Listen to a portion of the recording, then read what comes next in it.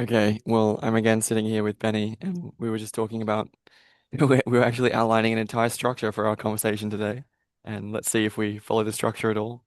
But one of the first things we were talking about is why we don't like singing circles that just like randomly pick and choose songs from around the world, and it's like a gathering on the beach full of people that don't really know each other, but are just randoms on the beach together. And I wanted to ask Benny, what is it that you don't like about that kind of arrangement? Like, what would you prefer to see as a singing circle setup? Um,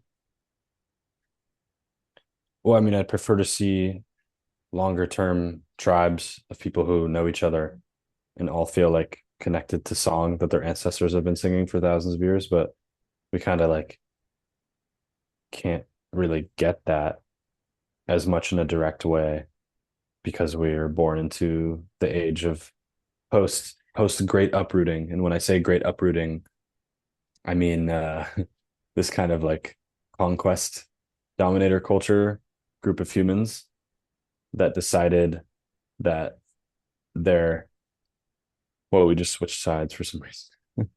um, yeah, decided that their goal was conquest and just expanding as much as they could and capturing other people. And so, yeah, just in that process, either straight up killing other people who held different cultures or um, forcibly assimilating them to whatever sort of like pseudo culture that the conquerors have.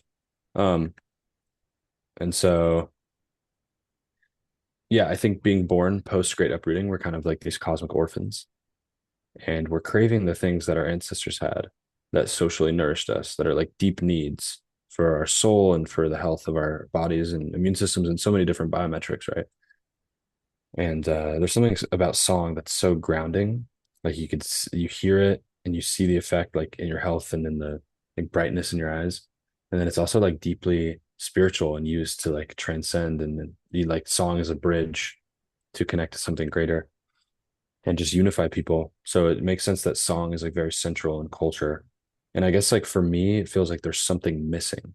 Like whatever I'm looking for, I'm like, oh yeah, it makes sense that it would be in the song circle. But then I go to that and I'm like, why do I still feel undernourished? And it's like, well, I don't necessarily know everybody here because a lot of times that happens in like a pop-up culture, like at a festival or a retreat or something, or just places that are transient. And then it's like, do even know this song? You know, like what songs have I like grown up with? And I think for a lot of people, it's like just pop culture songs. Like, what about songs that have an association with the sacred? Um, and it's funny, there's this video going around on Instagram right now, which is like the John from uh tribes in I forget which islands, but like during World War II, these Americans were bringing all these like supplies and food to this island, and you know their myth was that this guy John From was going to come back and like bring them paradise or something, and apparently so there were so many Johns in World War II that everyone was like, "Oh, I'm John from Wisconsin," or John from Albuquerque, or from wherever, from the moon. So it's probably just another John who told them, "I'm John from your mom." And then yeah, so anyways, sorry, I'm kind of harping on, but there's this video going around on YouTube or Instagram where it's the John From cult, all these like indigenous people, and they're singing this song, and it sounds so beautiful. And the caption I saw today on it was like, "I feel like this song could heal the world," and you could just like see it, you know. There's something you look at when you see this video. It's like, I want that. I need that. Um, and so I think like the question I'm kind of getting at is in the context of being born after the great uprooting as a kind of like orphan of lineage of like long-standing community of tribal intimacy, like how do we find that? How do we create it? Because it's like it doesn't feel satisfying to just only go back in time. That feels kind of limiting. But it doesn't feel satisfying to just only search in the new and trying to create something new. Um, so I think, yeah, trying to find some sort of middle road between then is between those two is what I'm landing on. Hmm. Yeah, so for me, this brings up the cognitive scientist John Vervaeke, who's a teacher of mine. He talks about this in the context of domicide. Domicide, or the loss of home, is profound loss of belonging that many people feel, like an uprootedness internally, which is reflected in our sociology. Like the fact that many more people are living alone now. We're living in a very isolated, atomized, and deeply lonely way. And this reflects a kind of cultural disembedding, like we've become deeply disconnected from the roots of our own culture. And one of the symptoms of this, right, is that we pick and choose from the songs of other people's lineages from around the world.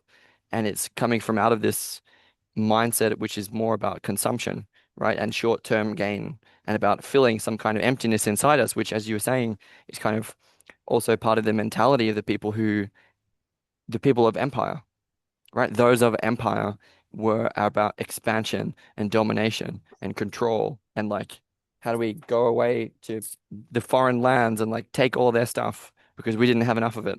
We didn't feel that we were enough within ourselves. So the difference for me is something like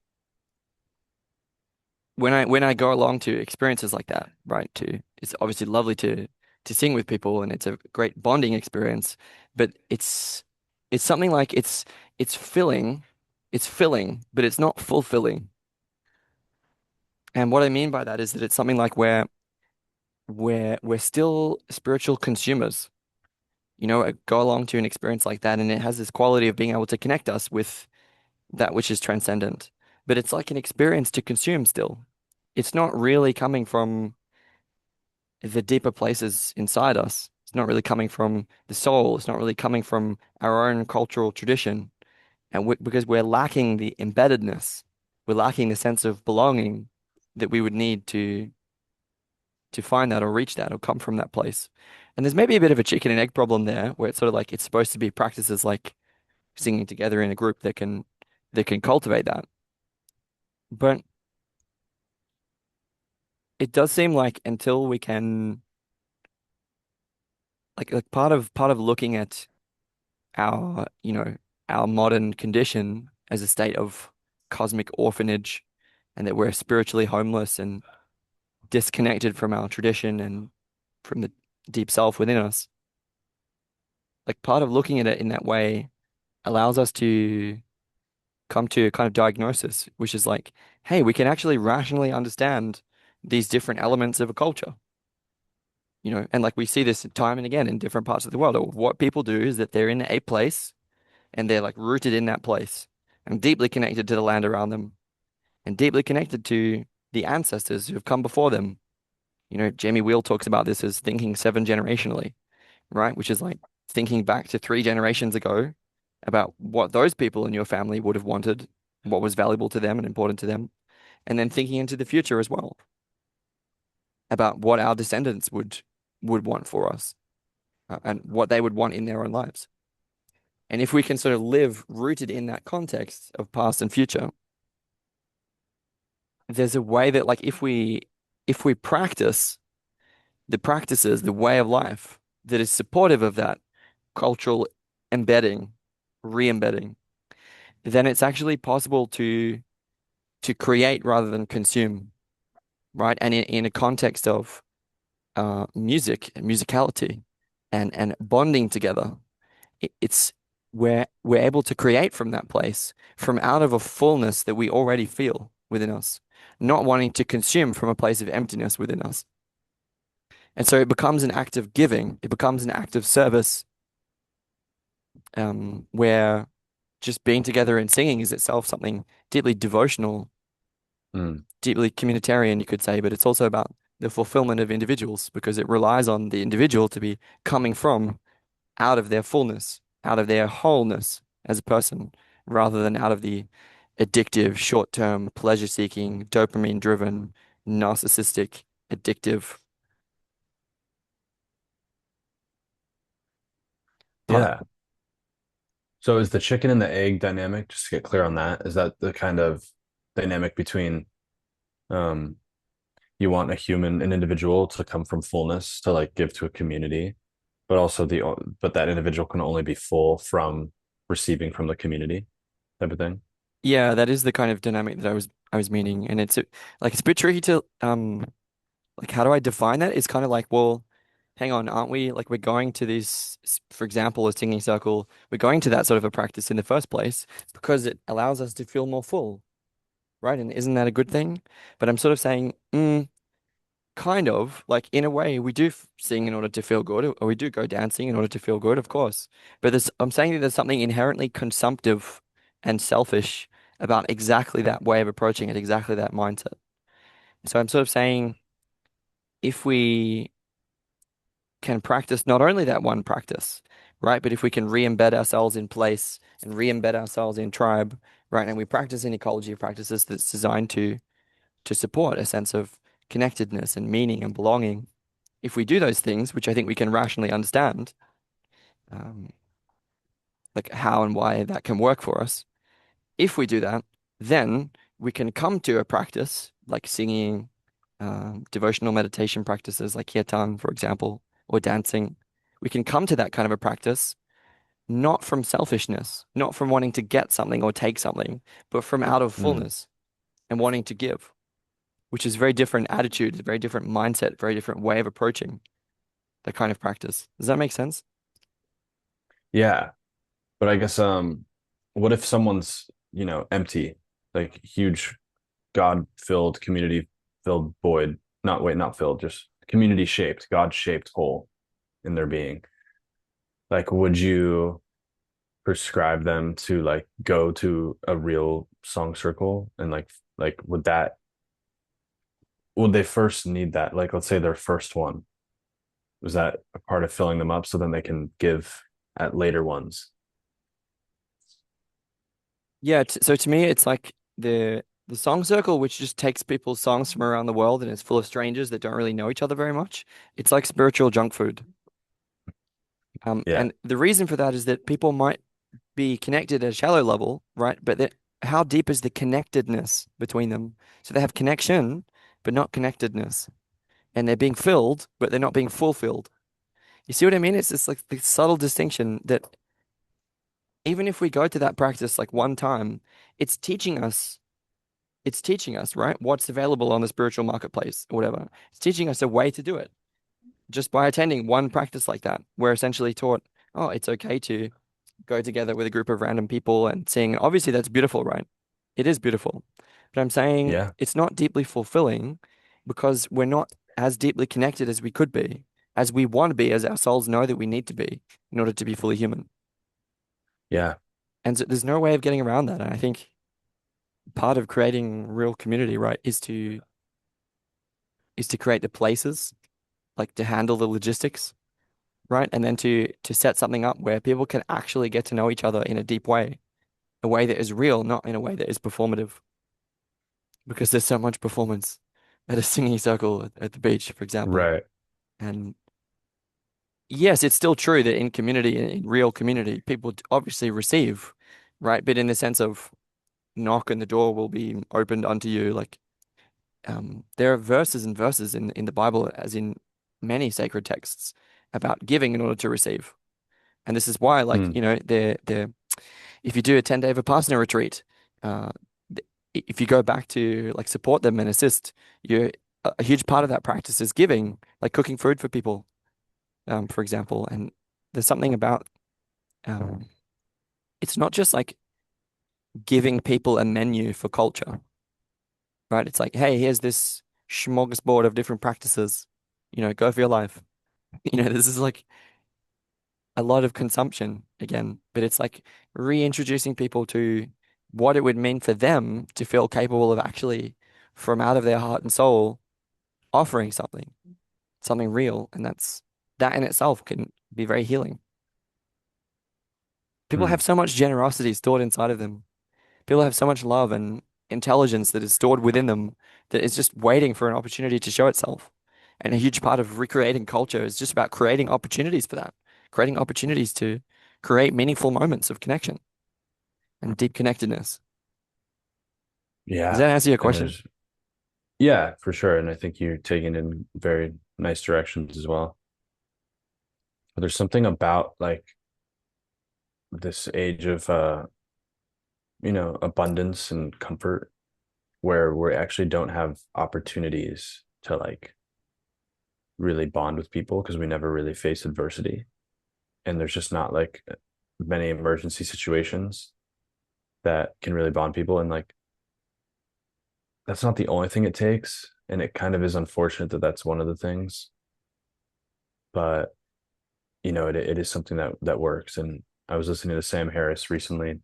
He was talking about how he was running late and in his neighborhood, they were doing a lot of construction and they were blocking the whole road for like 10 minutes. So he was stuck there and he gets out of the car and he's like, just giving it to them and just really like um, complaining a lot and maybe insulting them a little bit, just having an aggressive tone.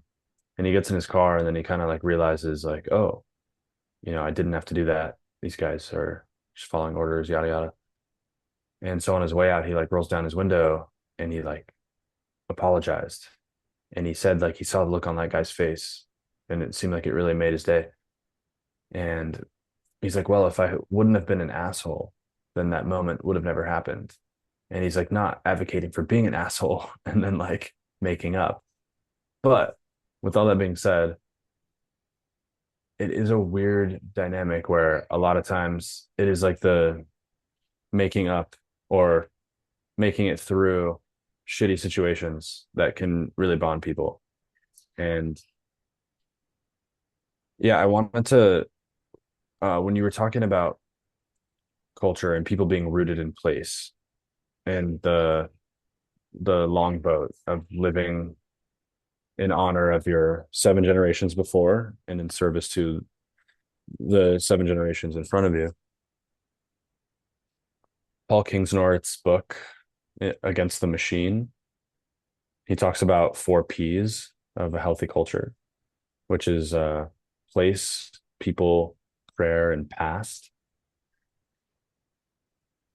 So yeah, I mean those fit like kind of perfectly in that part of the your um what you were saying in your last talk.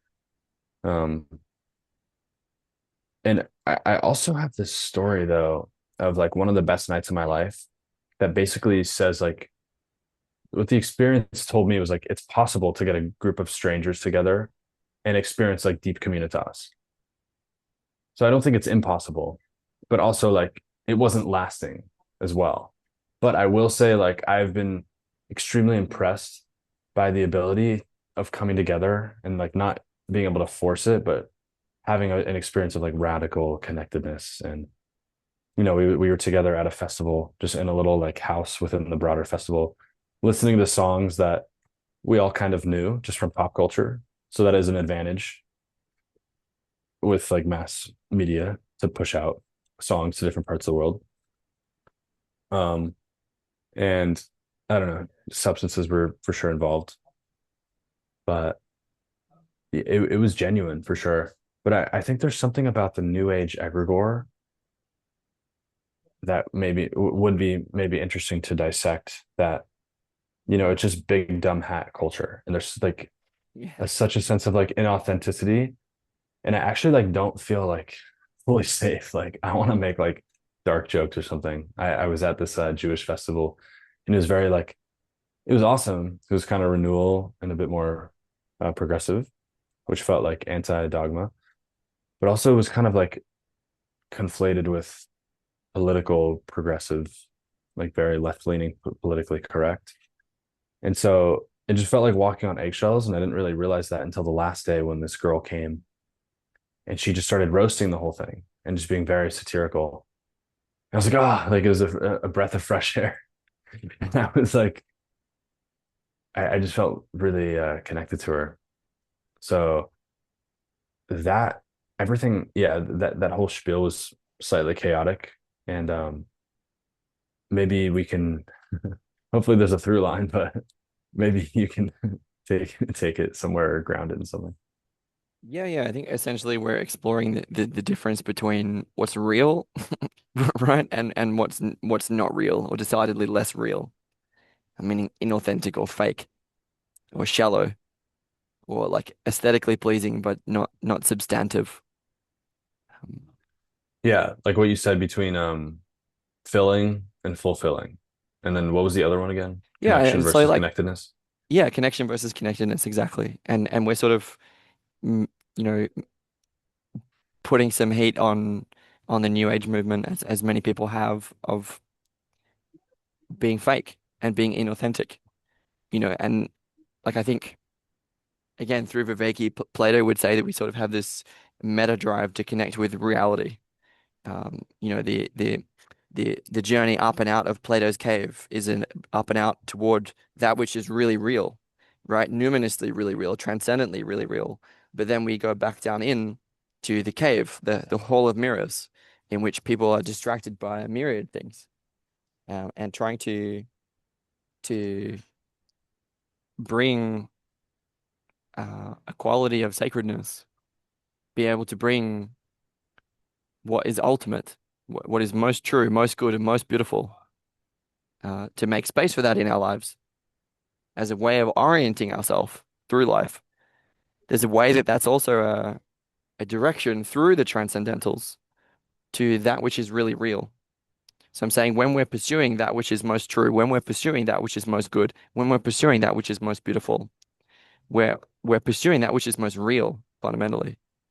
And what we're sort of saying here, well, at least what I'm saying, is that in the new age, although they're attempting in their own way, right, to pursue that which is good and true and beautiful, because they've got some singing circles, they've got some big dumb hats. At least they're hanging out with each other, and at least they look nice. It's not so bad. Like it could be worse, but it's kind of like McDonald's. Yes, it's technically food. I mean, not really. It's kind of on the edge. It's still food. If you're starving, um, you know, but it's not really. Yeah, it's not really fulfilling. It doesn't last. It's not going to last. Um, But I think in that context, what I would want to do is then try to steel man, right? A more that kind of a perspective. And so why don't we do that? Like you wanted to invoke this distinction we were talking about between sort of like conservatism and progressivism, sort of like the old-timey, religions, which were, let's say, roughly more having to do with faith in that which we don't have good evidence to believe in a reductive way, a reductive definition of faith, and versus the kind of the new religions, which were more about science and progress, and the New Age is a kind of offshoot of, since the Enlightenment. So with that dialectic in mind, like how can we draw out some of the strengths of the latter of those two? Like the new age or science. Well, it doesn't have to be just the New Age, but I mean, people have this undying call to the religious. Like we're religious beings in a sense of wanting to connect devotionally with that which is ultimate, um, and which is also that which is most real. Um, I think the etymology of religion comes from religare, to bind, and it's like that which binds us together. And I think that which is really real. This is again from Viveki. It's kind of like there's something that binds us together internally, which is a coherent sense of um, well, you could say truth, or you could say realness, or you could say identity. It's like I would say there's a deep self, right? Or the higher self you could call, which is like binding us together. It's like who we really are and all the different, you know, sub personalities within us and all the different desires that we have and interests that we have and ideas and whatever else that we're up to. It all hangs together in a sense of coherent wholeness within us. But there's also a sense of that's like a realness within us, is that which coheres us together. And in Wilber's category, this is more of the internal, right? The internal subjective quadrant for Ken Wilber. Whereas again, for Plato, it's not just about connecting with what's really real within us. You could call that the higher self, or if you like, but it's also about connecting with that which is really real between and among us, in a sense of being out there somewhere beyond how we define the borders of our being. And I think there's something about that which is most real is sort of both at the same time, where we're able to, in circling, they call this listening for the deepest humanity. It's like a listening which is twofold, listening for that which is most real. It's a listening without of us, listening outside of us toward whatever is unfolding, happening in real time, but also listening deeply within in the same moment, listening within our own bodies, within our own being. And when we find whatever is in common between them, there's a way that the really real actualizes itself or manifests itself in real time, both within us and between us. I forget why I brought that up, but it seemed important. Do you remember what the question you had was? Yeah. Do I?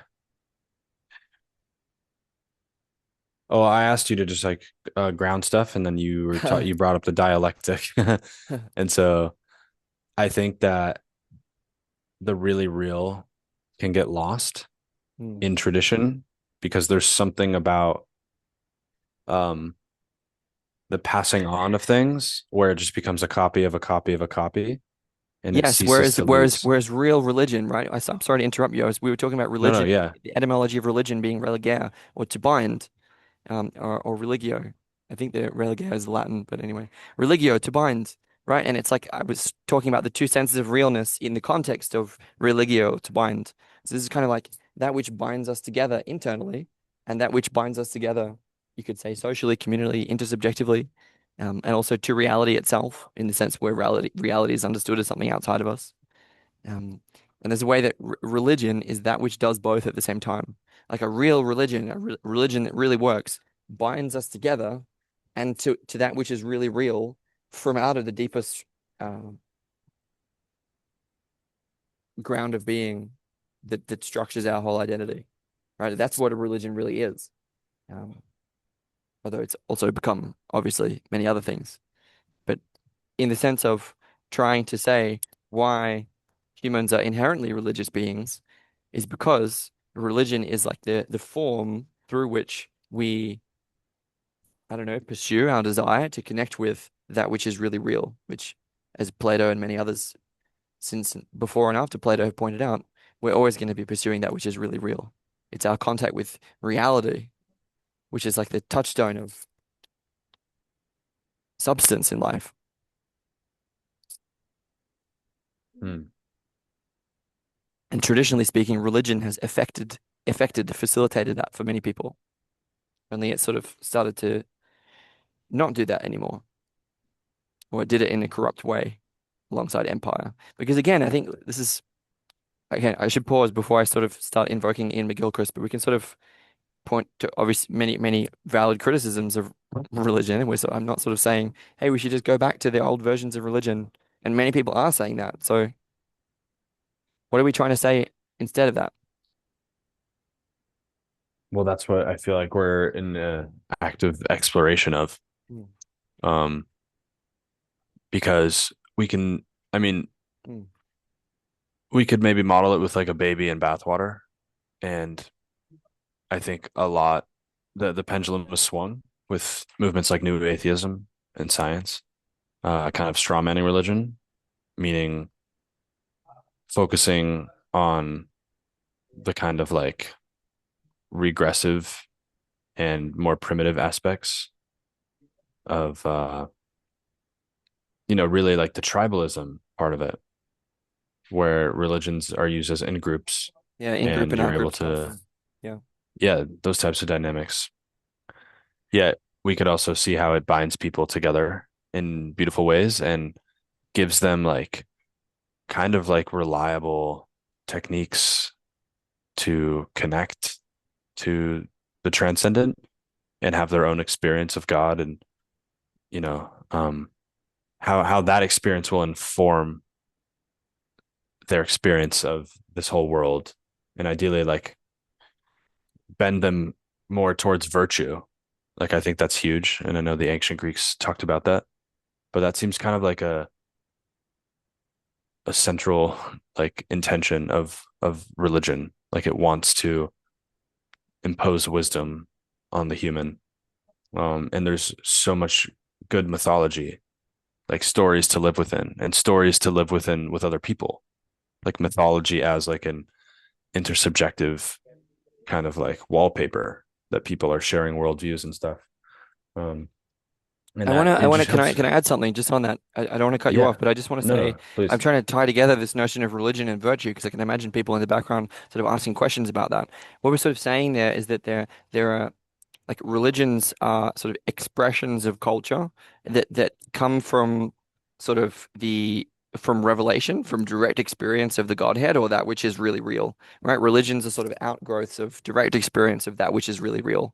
And a lot of the time, religions manifest in the form, or an important component of them is creed, right? Creed. Or what I'm talking about here is principles. So, for example, the Ten Commandments, or like, there are other versions of this, like Confucianism, for example, has a lot of tenets, the tenets of faith. And what's valuable about such tenets, right, is that they give people a sense of coherence. It's like we could talk about this in terms of virtues, right? So, for example, some the Platonic creed, although this is like, I hear many philosophers in the background are really furious with me for articulating it this way, but it's kind of like what to do for Plato is sort of like how should we live? And his answer is sort of something like, hey, maybe we could aspire to become more in touch with the good, the true, and the beautiful. And in a sense, it's like, in a way, that's kind of like a religion. It's because he's saying sort of like, hey, if we get more in touch with the good and the true and the beautiful, then we can connect with the really real. And even though it's like not exactly a religion, it's still principled in the same way. And so the benefit of understanding life in a principled way, right, is that those principles guide and structure our life. Like we get to live coherently because these principles are guiding us. And this is why virtue ethics is so powerful, right? Because we can do the practice of dialectic into dialogos, and we can talk about, well, what is wisdom? What is justice? What is courage?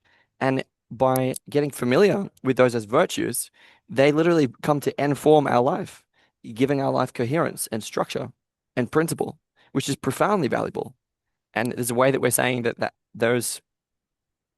experience of a coherent world derived from the creeds or the principled expressions of religious, yeah, from religions. There's a way that is um that's sort of inherently coming from out of religion, right? And there's a way that what else am I saying about that? I think nothing more for the time being. Um, but did that? I'm hoping that felt like it added something to what you were saying about this connection between religion, right, and principle and virtue, Hmm. and what's valuable and important about that we've lost, right? Because a lot of it, as in we've lost all of those principles. We don't have, our life is not guided. This is why people experience absurdity and anxiety and alienation. And it's like, it's a weird world that we live in. And one of the reasons that it's a weird world is because we don't live in a coherent world anymore. We don't live in a coherent world anymore because we've lost touch with the binding virtues, principles, guidelines that allowed us to inform our lives. And so our lives are not informed anymore. Mm. Like Yeah, and there's disinformation, this kind is like cosmic disinformation. Like when we lose religion, then we get stuck in disinformation, like metaphysically. Disinform as in malformed. Yeah, so when we mm, when we lose right. when we lose touch with those guiding principles, like for example, the virtues, but like in Hindu mythology, it's like this is why they have like religious rites and practices that they devote to Shiva or to Parvati or to whoever it is that they're worshiping, right? Because they're wanting to like call that in, and so that divine being informs their life in exactly the same way, right? The idea being that when we have lost that, our souls actually become malformed, subject to Consumed corruption, degradation, consumed. Yes. and consume the etymology meaning to break down into parts, pick apart. And I think a system becomes downregulated in terms of um, its power when the parts are broken and atomized. Um, so yeah, just like finding a middle road between wisdom lineages of the past and then kind of progressive innovation or just keeping it alive, not letting it grow stale, and um, using those to orient ourselves towards what did I just say before that? You're talking about You know, the like you're talking about like fragmentation. Like yeah. Okay. consumption is inherently diabolical, essentially. Consumption Yeah. is inherently diabolical. So Yeah. I mean, my way of elaborating that would be sort of like we could sort of again do the diagnosis of like, hey, there's this like diabolical spirit who's been sort of messing with us since like a very long time ago, specifically since we started using memetics a whole lot more, since we sort of discovered the sphere of language and culture, right? It's been messing with us because we started to make stone tools, and when we started to make stone tools, as a result of passing on the knowledge of stone tools within culture, right? When we started to do that, we started breaking up the world into many little pieces and treating it as an object. And our mother, the earth, is not an object. And so And it's Mother's Day. yeah, Or it maybe is. it still is for me. Is it? Well, I'm sort of saying we're sort of stuck in this problem that the mode of attention that we our mode of being, our come from, like the mindset or the attitude with which we approach life, there's something about it for the longest time which has been sort of inherently biased towards a left hemispheric mode of attention. And a left hemispheric mode of attention, to draw on the work of psychiatrist Ian McGilchrist, is one is more fragmenting, right? It's like the left hemispheric mode of attention is literally about seeking out little pieces to, like with hand-eye coordination, in order to like move them and manipulate them, and it treats them as dead, not living, right? It's not oriented to that which connects, that which binds, that which holds together, or to the wholeness of things. Instead, it's oriented towards uh, power, control, and manipulation. Because in small doses, when integrated into a high order structure, that can be okay, right? But when, as a mode of being, it becomes everything that we are, it's not very healthy. Um, it's in fact inherently diabolical, and it fragmented not only our who we are like internally, but it also shows up as fragmentation in all of these objects around it are symptoms of a fragmented world, right? Like we've designed the world in a fragmented way. Also, how we experience our way of life, right? The way that we live. Sociologically, we've become fragmented from each other. Um, and what we were tying that to is that let's say, diabolic spirit, which is very, very, very, very old and very, very, very, very powerful and messing with us right now, it's still there and has like contributed to the fragmenting of the world and the disenchanting of the world, the profaning of the world, right? And we're sort of talking about um, part of the functionality that underlies religions as an antidote to that, roughly speaking. And specifically creativity. And I want to do this carefully because we've sort of drawn out this juxtaposition between consumption and creativity, where, as we said, um, that kind of spirit of that diabolical spirit of fragmentation that we were talking about in the context of breaking things apart into many different pieces in order to destroy them. There's something about that which is emptying out. It's like it's inherently sadistic or self-destructive spirit, which is evil to the core. It's like self-destruction is like the core of evil, that which tears things into a million pieces just to destroy them. It's that kind of a spirit, right? And one of the ways that that shows up it, is in our consumption, because when we consume, we give expression to that very spirit.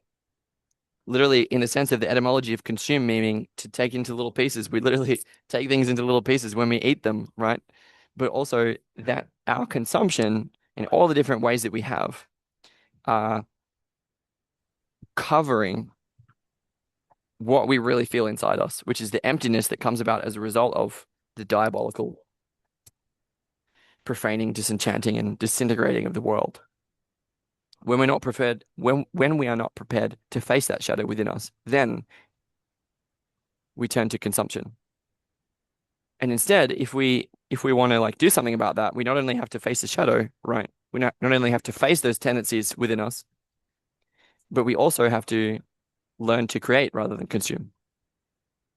And we have to do that carefully because unfortunately, there's a pretty important piece of evolutionary logic which says most new things don't work.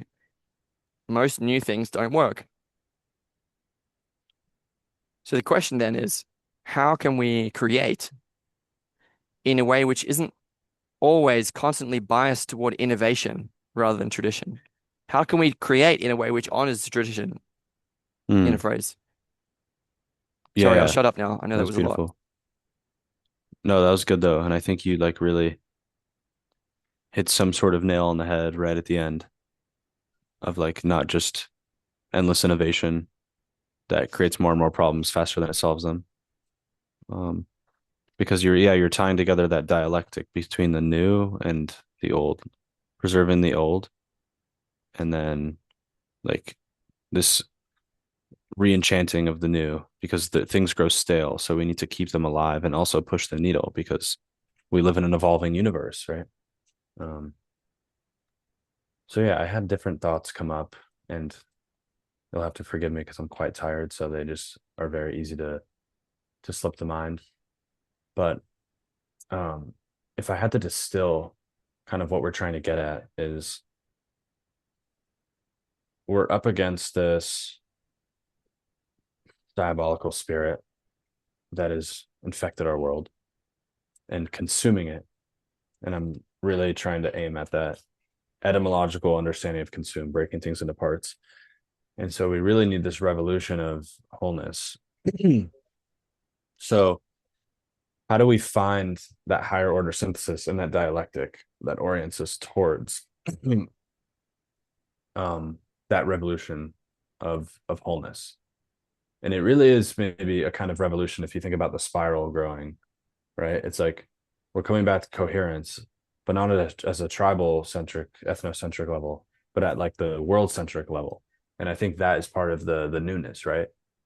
So we're simultaneously going forward and backwards of like reaching into our past of the true wisdom that is there already. So we don't have to start from scratch. But also this guy wrote this blog called The Continuous Disaster. I don't know if you do you remember reading that?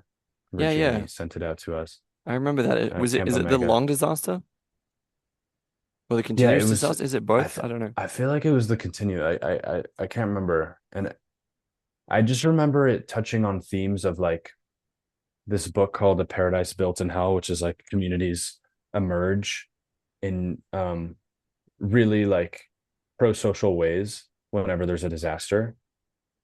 And there's something about being in comfort and stability that makes it easy to fragment and go back to like business as usual. So there's kind of like the continuous disaster, like keeping the tragedy of life like close to us. And the really, I feel like in the really real is like the human condition of agony and death and Mm, the unavoidable things, mm. right? And that helps us be more grateful for what we do have. Um, so I feel like the continuous disaster is some sort of lifestyle cultivated around just yeah that awareness getting because I feel like that is getting closer to the really real. Fuck, there was something else I wanted to say.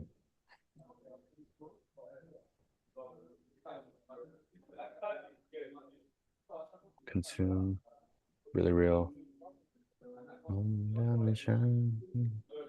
While you're thinking of that, I just want to, Yeah. like, what I Go. hear you saying is about remembering the capacity to grieve, to be able to hold the tragedy of our lives and living in this moment. and to make more space for that, to be with to be with the the gravity and the heaviness of our existence. And it like our culture doesn't really allow for that, right? There's no real spaces that we have where we come together to grieve, to I don't know, I'm thinking of other examples as well. Like it's not just about grieving. You're sort of talking about just holding the whole significance of being alive and being in touch with that as a miracle, as a gift. But I feel like there was more to what you said, and I want to like, was there anything else that you wanted to draw out from there? Yeah, the last thought that was lingering that I found was what you were saying about consuming and creating. Mm. And my connotation for that is like literally just social media because that's the era we live in. It's like, oh, create more media than you consume. And it makes me a bit somber to think that that's like my connotation and probably so many people's. And it is much broader than that. It doesn't have to be just that domain. But I think what's diabolical about consumption and creation is that the consumption part is so much easier because of this evolutionary um circuitry of like this dynamic of I think the acronym is Mm. energy invested, energy return on energy invested. Yeah, that's what it is. ERO. Anyways, this idea that you you put in a certain amount of energy, ideally to get more energy after that. So if you put in like 50 joules of energy, you better be getting like 100 out of it, or else you're going to die because you're spending more energy than you can get. Um, so I think like, yeah, in modernity where we find ourselves, it's very diabolical that there's so much comfort and there's a dopaminergic monster within us that just wants to keep consuming. And it's like economically, there's just people, there's vultures like literally profiting off of that, right? And so creating becomes like this act of like deep misery sometimes, you know? It's like, oh, I want to like journal, but like, oh, it just takes so long. I'd rather just scroll or like, I want to make a good meal, but it's like, oh, I have to put in the effort to like look something up and then find the ingredients and then follow along. And it's like, that's so fucking easy, you know? It's been made so easy for us, yet our standard for putting in effort just becomes lower and lower, and it becomes harder and harder to do things because our standard of consumption uh, grows more and more. Mm. So yeah, I just want to point that like, what is what does that mean? Because that's what it is. And are we believing that there's like deep intention to the pressures of evolution baked into the universe? I mean, maybe. Either way, the kind of question that arises out of all of that information for me is, um, are like, do we have what it takes to go through that discomfort to create more than we consume? And that's kind of like what's drawing us towards whatever next step of evolution is, I think. Mm. Um, yeah, I'll leave it at that. God, it's crazy how much there is to say, you know. There's so There's much so to many say, man. different there's Yeah. so many different topics in so many different directions. Yeah. I mean, we've been talking about this sort of stuff for years, right? And it's just sort of the first couple of times that we've actually put it on camera and allowed anyone to witness and receive what we've been creating. And I think, yeah, I wanted to invoke that even more. Like, I want to talk about, there's a way that, um, again, my teacher Viveki, drawing on the work of Mark Lewis, talks about addiction in terms of reciprocal narrowing. The way that there's like when we're addicted to something, right, it sort of narrows our scope until we can only care about the next hit, the next dopamine hit or whatever it might be. And it's a way that like our world really shrinks in. So like reciprocal narrowing, we kind of narrow into that like one little frame, right? And that implies that there must be some kind of reciprocal opening, which is the kind of opposite, like the kind of trajectory which is away from addiction and towards something, again, that is more fulfilling rather than simply filling. And I'm going to try and describe what I take that to mean, this reciprocal opening thing that I was talking about.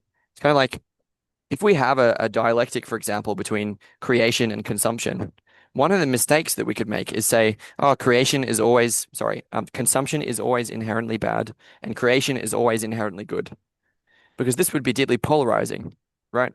And this is just like the good and evil split. It's like, oh, consumption is always evil and creation is always good. It's like, no, that's very foolish. But it's also not the other way around, right? It's not that consumption is always good and creation is always evil. That's also polarizing. And also like the same uh, black and white kind of dichotomy. And what we would be trying to do, right, is to talk about a higher version of the expression of both and then a fallen version of the expression of both. So, what is the best version of consumption? And what is the fallen version of consumption? And what is the best version of creation? And what is the fallen version of creation? And how can we participate in life, in the cosmos, in conversation? How can we participate in such a way that cultivates an opponent processing dynamic between the highest expressions of both creation and consumption? And I actually have some thoughts about that. Um, so I'm going to invoke like the first two hexagrams of the I Ching, which are it's one of the foundational books of both Taoism and Buddhism, written a very, very, very long time ago. So sort of derived from Far Eastern shamanic practices, roughly speaking.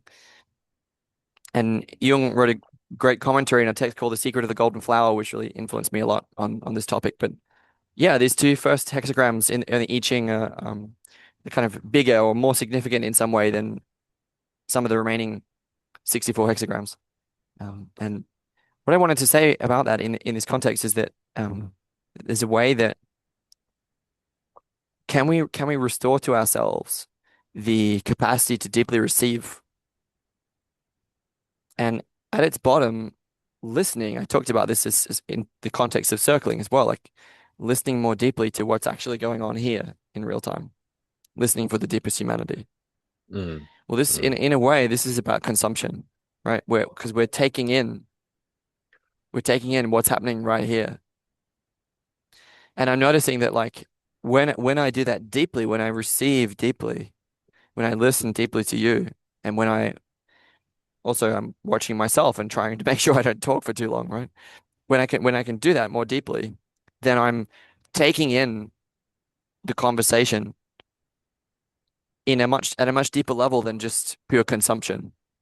It's not about just like scratching an itch or something. It's about really trying to get in contact with the really real, really seeking for the truth, really trying to express wisdom, right? Trying to find that which is good and orient toward that, and hopefully in a way which is beautiful. That would be nice. And all of that depends on this capacity for deep receptivity, deep listening, deep, in a sense, consumption. Yeah. And so maybe we could actually ground that into what we're doing here. Like, how does creation and consumption show up in our dialogue and just dialogues, like in general, in terms of like, I'm speaking. Are you consuming? Are you breaking what I'm saying into parts in your mind? Or what are different ways to kind of feel into that and listen in a way where there's a virtuous kind of creation, where there's like a coherence, where our egos don't get in the way of us working together. Um, and yeah, just allowing for that third, the conversation to take on a life of its own. Um, and So yeah, I'm curious if you have I any want to thoughts be around even that. more specific about that. Like I want to keep building on that. What I want to say is that we're kind of by speaking together, we're not just trying to dissect ideas and have a competition between egos or whatever, or to attain philia Nikeia, the love of victory. We're not trying to attain victory between each other. What we're trying to do is tune in to the spirit of the conversation, which is a living, dynamic intelligence of its own, which is between us and among us. The Christians call that the Holy Ghost, and Jung pointed out a variety of alchemical symbols that kind of point to the same thing. But in action, in dialogue, in conversation. It's about tuning into that quality through presence, through being present. And it requires, like it asks us to bring this capacity for a kind of open field of awareness to, instead of receiving something in a very mental, abstract way where we're kind of breaking down a lot of different ideas. Yes, we're doing that because the left hemisphere is engaged, right? The left hemisphere is a part of us. But in this moment, that capacity, that tendency within us is subordinate to a higher order virtue, which is orienting us toward the really real. And it requires right hemispheric capacities to take in the whole situation at this moment to get in touch with that. And like the way that I talk about this is that that we can be, even when we're speaking, right? Can we attune into the depth of our belly? Sometimes in the conversation, I actually even put a hand on my belly to be listening from that place. And like the Sufis talk about this, and my meditation teacher Adyashanti talks a lot about this. There's a quality of dark, luminous, listening stillness, which is silent, the silent void, and it's aware, and that's what it is, and that's all it is. And can we be coming from that perspective, from that place within us now?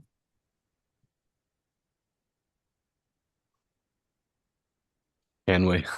Yeah. It's a It's not bit. just like listening as a skill, right? It's not just listening as a faculty. It's like listening as an existential stance, standing within like it's not just like it's not like I'm standing next to the pool and saying, "Hey, look, there's a pool there." It's about trying as much as possible to be in that water and listen from out of the depths of the pool, even while creating. And I'm not like I'm saying that I've mastered that skill because or that existential stance because it's tricky. Um, but I wanted to say like part of the way I identify this is like the symptoms of me or anyone not doing that when we're just trying to have a battle between ideas, and the conversation itself becomes more fragmented and less coherent. Um, yeah, and when we do it right, I think in a sense of doing it right, I don't know, doing it more virtuously, the conversation can take on a life of its own, and that's when we feel most alive, in my experience.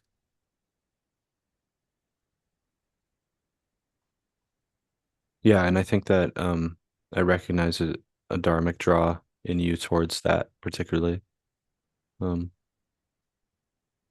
Can we draw that out a little? What do you mean by that? well, just you having mentioned like thinking that in like some sort of ingredient that is necessary and adequate to meet the challenges of our current day and meta crisis, you're like that kind of lies in this certain like untapped dialogical capacities of yeah, how just everything that you were talking about, like where to listen to each other from. Hmm. And you've mentioned like trying to listen from the same place, like when we're having a dialogue, that we're actually both in the same place, listening to each other as extensions of that same thing. Yeah, I think Uh, I've talked about discovering a key to the language of one-heartedness. And I'm sort of, it's like the heart is like a portal in and through which we can come from this existential stance. And it's a way of acknowledging that we're, in a sense, we are both expressions of consciousness. We are both expressions of this one being, which is consciousness itself. And when we can meet each other through the heart from out of that existential stance that we were discussing, there's a way that we're perfectly unified in that, discovering a key to the language of one-heartedness. One-heartedness. It's not just unity, it's union in the sense of yoga as in yoke, union. And the mode that we're in is religio, right? Because in coming from out of that mode, the mode of this kind of catching the dialogical fire, that as a mode of being binds us to one-heartedness. And it's like we're trying to demonstrate what we're talking about as we're doing it, and it's difficult. It's difficult, right? But I'm not quite sure how to say that in a fluent way. It's kind of like by showing up, by dialoguing in this way, by using this particular language in this particular way, not the terms that we're using, hopefully more about the way that we're using that language. We're using that kind of dialogue as a kind of key. I said key to the language of one-heartedness. So that kind of dialogue, that way of speaking with each other, allows us to access through the heart space a deeper kind of existential stance where we can be aware as listening. We can be aware as the void. And I think actually in Platonism and Neoplatonism, it's Hyle, Hyle. I'm not quite sure how to pronounce the ancient Greek, but that's the term, that's the category to which I'm referring. It corresponds to, in Pythagoras, the archetype of the number four, also in Jung. I'm sort of talking about, yeah, being aware not just as the void, not just as stillness, not just being aware as that which is listening, but being aware as matter also, being aware as meaning, that which matters most. It becomes difficult to talk about what I mean, but there's a way that the golden thread of meaning is what guides us through. Like we're invoking that which is relevant, that which is relevant, that which is relevant Mm. constantly in our pursuit of meaning, right? And I'm talking about a kind of existential stance where we can, yeah, where we can not only listen for meaning, but listen as meaning, where we can give rise to the aspects of our soul that are unified in that which is most meaningful. So when you say we're like looking for meaning or like salience or relevance, like if we're listening as meaning, that implies like we already are it. Yeah, So in it's some not just that senses, we're like, seeking meaning, it's that we are meaning. but it's almost like we're seeking what we already are. Yes. Yes, we are the philosopher's stone. We are the Holy Grail. It's within us. And not the ego. It's not about inflation, but it's within us. Yes. Yes. It's again, I've decoded this very deeply. It's like the seeking for the Holy Grail myth, right? It's like it's actually an exaptation, meaning a repurposing of predator-prey circuitry. Because the predator is always like seeking for the prey out there. It's like seeking for some object. It's like an understanding that is embedded into our mythology, which is a fallen mythology. It's a fallen mythology, which is that the Holy Grail is somewhere out there, and that if we go out in a quest in the world, we can find the Holy Grail somewhere out there. And that's not true. Because if you go read The Alchemist, you find, oh, it's like there's no place like home, and you have to go over to like in Egypt and next to the pyramid, and then you realize that you should have been where you started the whole way, but you have to go on the hero's journey in order to come back to the beginning. Okay. What that points out is that the Holy Grail or the Philosopher's Stone or whatever you want to talk about it, it's something that involves, and we talked about this before, it involves our deep interiority. Interiority. It's something that speaks to the core of our being, who we really are. It's not about seeking for some object out there as a way of feeling fulfilled. Just filled, not fulfilled. And yet to do that as an individual is a lonely path. And so I guess it depends how we define out there, but maybe like between there is where we're trying to look at the same time. Yeah, I think what I want to say is I want to invoke symbolic cognition, and I want to say, yes, I understand the Irvin Yalom existential psychotherapy. Yes, we're all unutterably alone always. I get that, and there's a deep sense of aloneness, which is one aspect of the sense of unity, right? And I think as we reconnect with the source as individuals, as we get reconnected with what it feels like to be in oneness, that being alone, deeply alone, or holding space for our loneliness and the sense of aloneness is a core part of that practice, right? But I also want to say that that aloneness is one side of a dialectic of not only individuation but participation, which is about communion, common union, right? And so what I'm saying is that in the sense of Thich Nhat Hanh, the next Buddha will be a Sangha. When we can practice religio as that which binds us together, again, it's not just about being bound interiorly, bound inside us, but it's about being bound together, being bound to the really real and bound to each other, right? That's communion requires and involves that. And I want to be extremely specific to ground that even more. What I'm saying is that that diabolical spirit of consumption and addiction and fragmentation, it split apart our psyches a long, long time ago. It was specifically, it was a long time ago, but one of the key jumps was in the agrarian revolution, right? When we stopped living in a nomadic way and we started living in a sedentary way and we started building walls everywhere, right? What that happened partly as a result of the agrarian revolution, right? We got class structures within empire. Well, class structures, what are they? Well, like these people are merchants, these people are warriors, these people are, I don't know, academics, and these people are like servants or slaves, right? And that's what they are. People become identified with their roles rather than embodying this capacity to switch between different roles, different perspectives. And also, those class structures manifest internally in our psyches. For example, we have these different faculties like, hey, we can think, but only the scribes really do the thinking for us. And hey, we can like be in our embodiment, we can be more connected to our sensation, but those people are more like warrior types. They don't do any thinking, roughly speaking. And what I'm saying is that we lost access to like the ecology of practices that actually is like sort of the engine that drives human culture. And so I'm talking about specific practices, including but not limited to shamanism, that can restore access to key parts of our cognition. So I'm saying specifically as one instance of that, symbolic cognition, right? Because you were talking about aloneness, and you were saying, "Hey Sam, even if we practice this, you know, dialogical listening or whatever, don't we still feel really alone? Because even if we get individuated or whatever, even if we're giving expression to the highest aspects of our being, aren't we like trapped in our aloneness?" And the answer is no, not if we're practicing together. Because if we're practicing together, then our symbolic cognition is going to be well, it doesn't have to be, but I'm saying that it should be. Um, because look, when we create together, when we create together in a way which is yes, uses language, but also from a place which is within us, which is deeper than language. Language only evolved like 50,000 years ago or whatever, right? So huge parts of our cognition were existing and maintaining our culture long before language arrived. So what if we get back in touch with that specifically? So I'm saying, for example, hey, let's make some symbols together. Let's make some art together. Let's do improv. Let's let's do contact improv.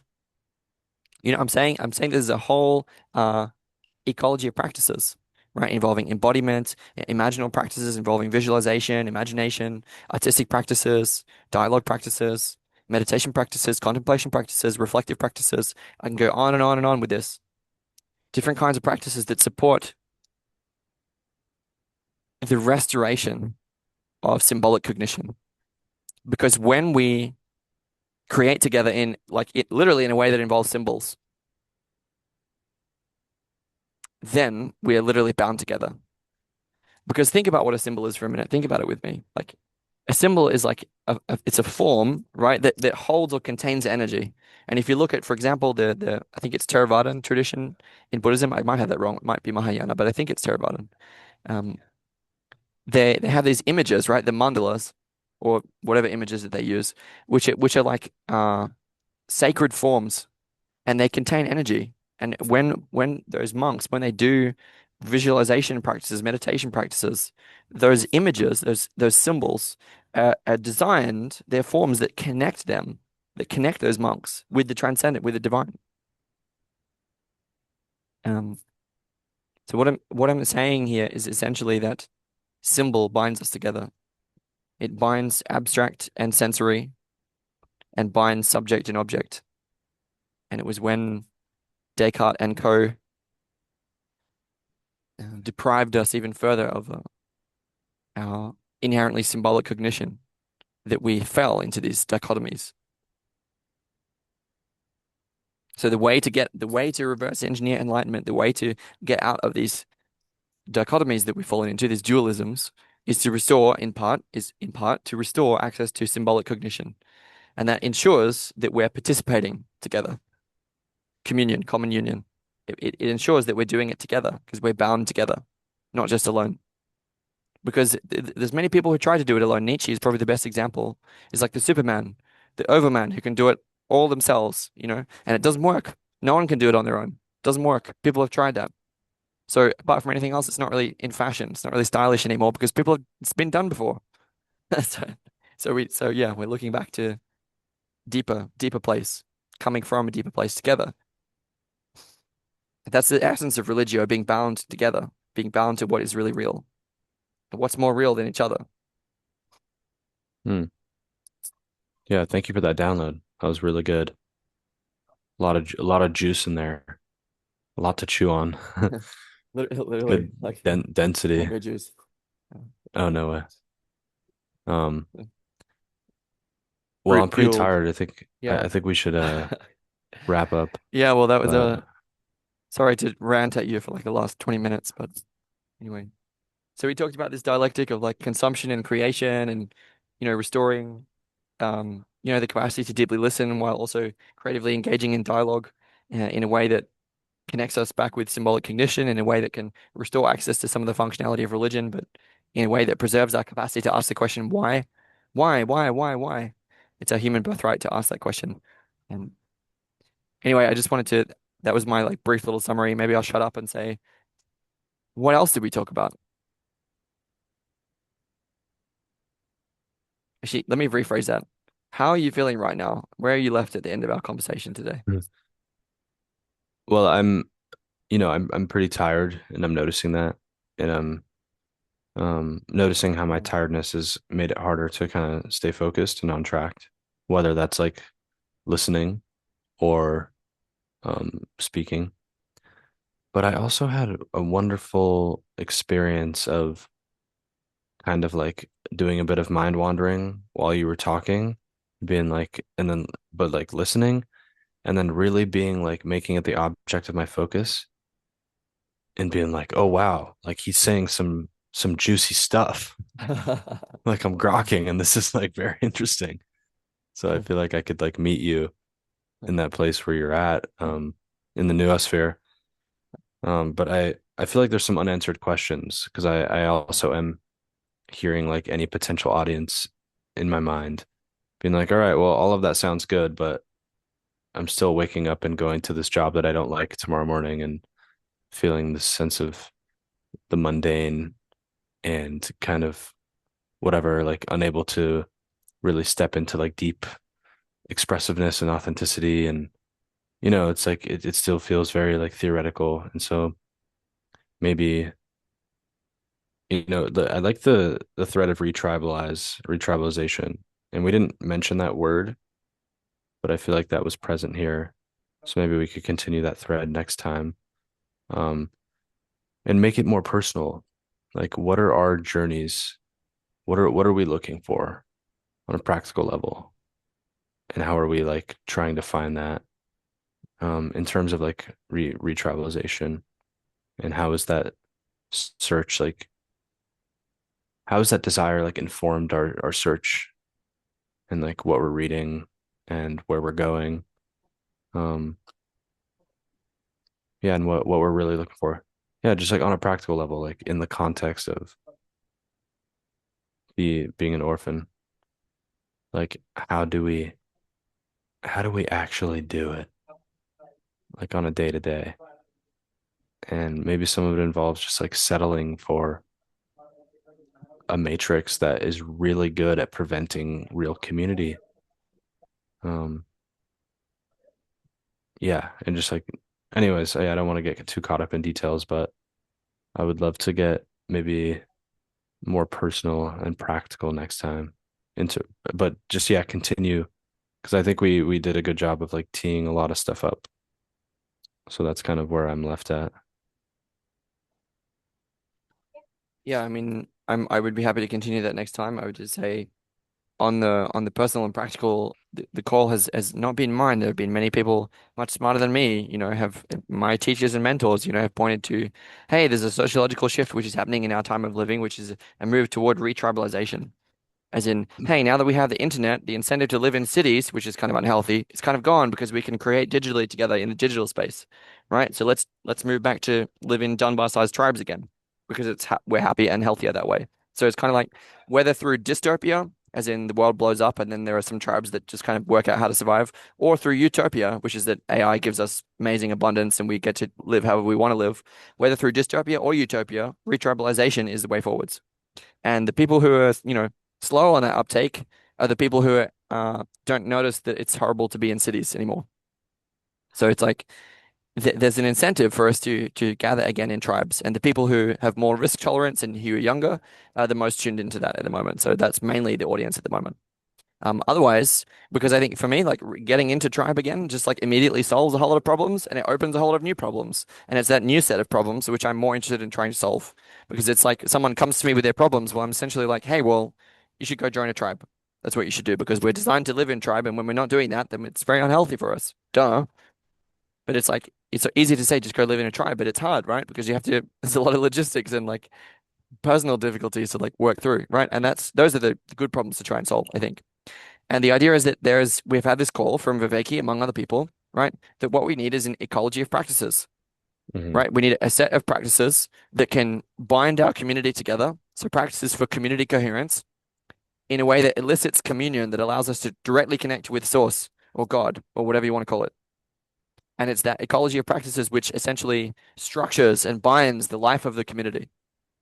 That's what we should be doing. That's the practicality, right? So it's like, well, do you know what's your ecology of practices? Because, we're all running an ecology of practices all the time. We're brushing our teeth, right? In the morning, we're eating breakfast, we're like going to sleep. These are all part of an ecology of practices, sleeping. But the idea is that, yeah, other practices that I mentioned, like dialogue practices, like I teach circling and authentic relating, for example, or John Vervaeke's dialectic into dialogous practices. Then I mentioned imaginal practices, reflective practices, like seven generations, for example, we mentioned that. Meditation and mindfulness practices, contemplation practices. I mentioned Adyashanti is my meditation teacher. His work's on YouTube. And then embodiment practices. I teach rebirthing breathwork. You teach Qigong. Um, these are just examples. Contact improv was mentioned. Um, yeah, this is what we should be doing. So I just felt to, yeah, mention that as like hey, there is a practical angle to this. I just wanted to say thank you. I feel like this was a really lovely dialogue, and I really, really appreciate your presence and support and contributions as a dialogue partner. I feel like you bring a really original, um, accessible, and deep-hearted, deep-spirited way of being. So thank you. Mm. Yeah, no, thank you. It's yeah, it's been an honor and a treasure to have you as a jam partner for a while now.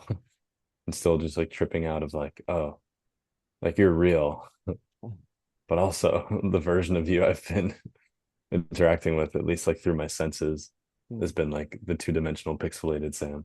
mm. But it's like I trust we are together in some sort of spiritual quantum way. Ah, Yeah. yeah, But yeah, just really a lot of depth of thought and um yeah, I'm sensing like more clarity and lucidity and like sharpness in your thinking and speaking. So that's really cool. mm. Um yeah. So let's keep it going. I like the kind of structure these recordings bring Yeah. to like It's nice making the continuity, right? jam happen. Yeah. Yeah. All right. Cool. Until Shall we next bow time. out? Greetings. All right. Greetings, Samuel.